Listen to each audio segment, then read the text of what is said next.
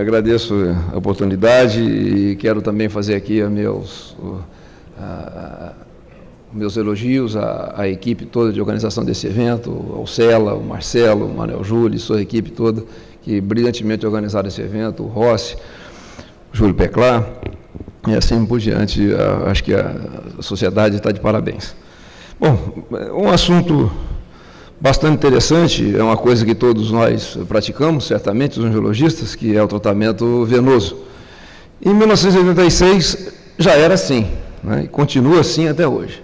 Também era assim em 1986 e parece que a coisa continua até hoje assim, né, dessa mesma forma.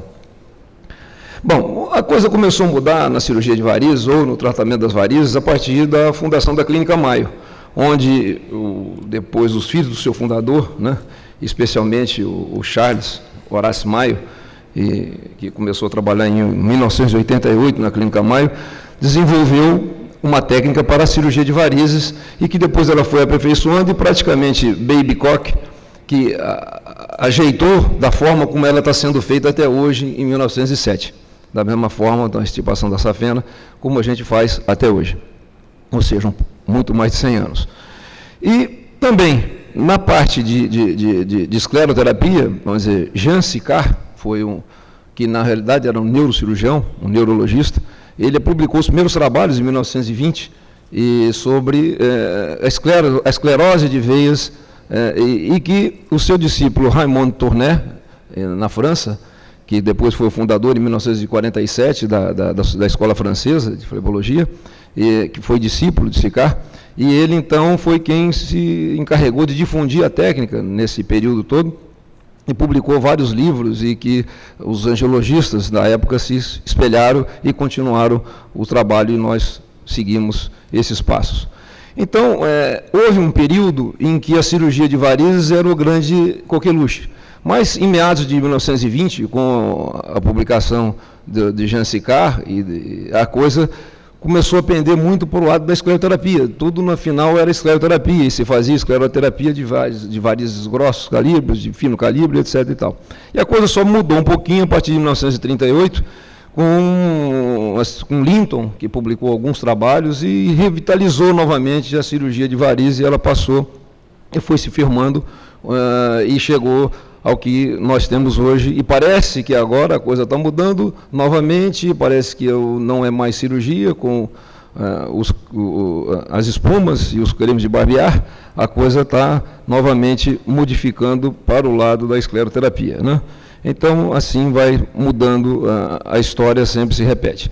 Então, mas a importante contribuição, a coisa que começou a mudar também, foi a mini-flebectomia publicada em 1966 por Miller, e que ele usava instrumentos parecidos com agulha de crochê, mas que não era agulha de crochê como nós usamos hoje. Mas foi um dos primeiros a falar em mini-flebectomia, em cirurgia minimamente invasiva para a cirurgia de varizes, e publicar trabalhos no mundo.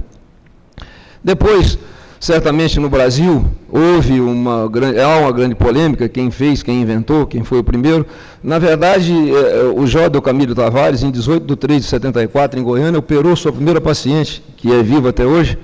E também, alguns dias depois, o Toshio, em São Paulo, também operou uma paciente também usando agulhas de crochê. E então ficou-se uma polêmica, quem foi o primeiro a utilizar. Então, na realidade, o Toshio até usou uma agulha de crochê da sua instrumentadora, que fazia crochê, e emprestou a ele para fazer a pescagem das veias, e daí, então, o método foi seguindo. E tivemos outras publicações de contribuição para a cirurgia minimamente invasiva, com Stelling, na revista de Cirurgia Vascular e Angiologia, em 92, o Cláudio Santana Ivo, você está presente aqui, Caldeira também, mostraram que era possível se usar agulhas para fazer incisões pontiformes. Então, a cirurgia foi mudando e a coisa foi evoluindo. Mas, na realidade, se a gente voltar um pouquinho atrás, a gente vai ver que a grande revolução na cirurgia de varizes, ou no tratamento das varizes, também foi a história do Doppler. Então, o efeito Doppler, que foi descoberto por volta de 1800 e qualquer coisa, né, por Jean Christian Andreas Doppler, e que nasceu na Áustria e morreu em Veneza. Então, a partir dos trabalhos dele, foi que, em 1982 e 83, começaram a se surgir os primeiros trabalhos com ecografia, com ecodoppler, mais na área cardíaca.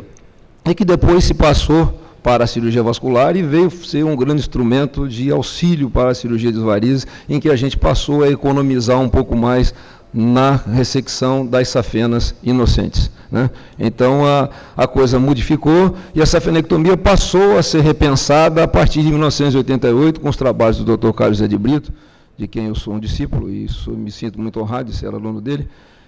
Por tudo que ele disse aqui, eu posso atestar na primeira apresentação dele que é puramente a verdade. Foi simplesmente um grande incentivador de todos os seus discípulos, foi o professor Carlos Zé de Brito, e que a gente rende uma homenagem muito grande. Muito obrigado por tudo, doutor Carlos Zé de Brito. Então, o doutor Carlos Zé de Brito mostrou que era possível da gente fazer cirurgias mais econômicas, se retirando parcialmente a safena ou não.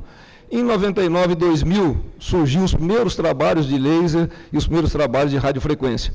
Então, uma coisa muito inicial e que começou a se desenvolver e a coisa foi indo, e aí está chegando ao que está chegando hoje, até que em 2006 foi publicado, então, um trabalho muito interessante do Viarengo e do Guilherme Vieira, em que eles mostraram que realmente a cirurgia com endolaser era uma coisa bastante viável, bastante econômica e sem complicações, com complicações tromboembólicas em nível de 0, qualquer coisa por cento, 12%, enquanto as complicações tromboembólicas também descritas na cirurgia convencional, elas rodavam em 0,6, 0,56, conforme a gente vê nessas publicações aí. Então, mostrou-se que o endolaser também era um método viável e factível e que deveria ser utilizado também nas cirurgias para o tratamento das varizes. Depois veio a espuma, não, com Cabreira, que mostrou que essa espuma densa, em 2004, os primeiros trabalhos, Smith, Colégio Smith, o Dr. Berga e Pascarella também foram isso, mas isso já é mais recente, 2004, 2005, e a espuma, então, veio ganhando posição. Na verdade, outra mudança que eu vejo é que quem frequenta ou quem frequentou durante algum tempo o curso do professor Frank Witt, viu-se que nos primeiros cursos do professor Frank Witt, que eu pude presenciar, existiam uma ou duas aulas de cirurgia venosa. Então, em 2005, a coisa já estava mudando um pouco mais também nos Estados Unidos. Eles mudaram, passaram a se preocupar, já tinha aula de laser, já tinha radiofrequência, já se falava em espuma e etc. e tal. Bom, desculpe aqui que eu acho que eu mudei uma... Como é que eu... Bom, voltou. Então, para você ver, em 2005, nós tínhamos basicamente 7 sessões de 7 minutos já em cirurgia, em doença venosa no curso do professor Frank Witt.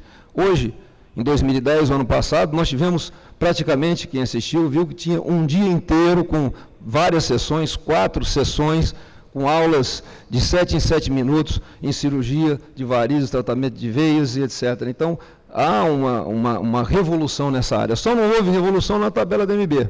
A tabela DMB continua a mesma coisa, não mudou nada. Então, a maioria dos convênios, embora tenha surgido TUS, MB96, CIEFA, CHPM e etc., mas o tratamento de varizes está ali pagando o mesmo CHzinho da tabela 90, 92, que é o que a turma procura usar até hoje. A preferência sempre aquela que paga menos, né? E a gente não conseguiu reverter isso. O laser transdérmico conquistou um grande espaço, eu acho que hoje ele tem seu espaço definido para o tratamento das varizes e serve como uma arma muito interessante e deve ser praticada pelos angiologistas para que os dermatologistas também não tomem essa dianteira. A escleroterapia química se difundiu muito mais, se fortaleceu, os medicamentos melhoraram de certa forma, os produtos materiais, houve alguma melhora no material, seringas, agulhas, que a gente tinha que mandar antigamente importar, produto de fora, as agulhas não podia usar a seringa descartável, porque era muito dura, hoje elas são siliconizadas, então houve uma mudança geral nessa área. Houve um crescimento da escleroterapia intraoperatória, embora ela seja contestada, mas houve um crescimento muito grande e ela tem auxiliado bastante. Em 2006 também houve uma mudança. Nós pudemos participar da publicação de um livro que, pela primeira vez, foi um livro feito por brasileiros, publicado dentro da nossa especialidade, numa língua estrangeira, que foi em 2006, esse livro sobre varizes e telangiectasia. Também foi uma evolução. Pois, para a gente ver no mundo inteiro, nós tivemos Chernobyl em 96 e continuamos tendo a coisa do Japão em 2011, para ver como a história se repete. Nesse caso aqui, você vê que mesmo em 2011, continuam tendo os cirurgiões, os angiologistas, com receitas muito preconceituosas. Você vê que essa pessoa não podia comer nada, não podia ingerir amendoim, bacalhau, camarão, sob hipótese nenhuma, senão a ferida não fechava de jeito nenhum. E isso no dia de hoje. Então, você vê que é uma receita bastante, é uma profissional bastante preconceituosa. Em 1986, nós tínhamos em Ipanema, não tinha laser, não tinha radiofrequência, mas já tínhamos isso aí, o biquíni era desse jeito. Né?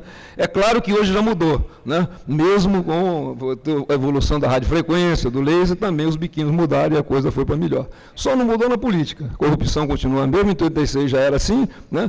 Política nada mudou. E os políticos também não mudaram. Alguns continuam aí, mas do mesmo jeito até hoje, sem, né, fazer. Bom, mas no tratamento das varizes, a flebectomia segmentar com preservação das safenas, é isso que a gente faz hoje, fleboextração convencional, parcial e total. Isso já fazia naquele tempo. O que mudou um pouco mais? Ligadura de cross sem fleboextração, escleroterapia troncular ou ecoassistida com espuma, e no campo da energia eletromagnética, o laser e a radiofrequência. Foi o que nós tivemos aí ao longo desse tempo. Em conclusão, as inovações técnicas surgiram nas varizes, nos membros inferiores, nos últimos 25 anos, espuma, laser, etc. e tal. Entretanto, a cirurgia de varizes convencional e a boa e velha escleroterapia com injeção continuam prestando bons serviços à angiologia e cirurgia vascular mundial. Muito obrigado.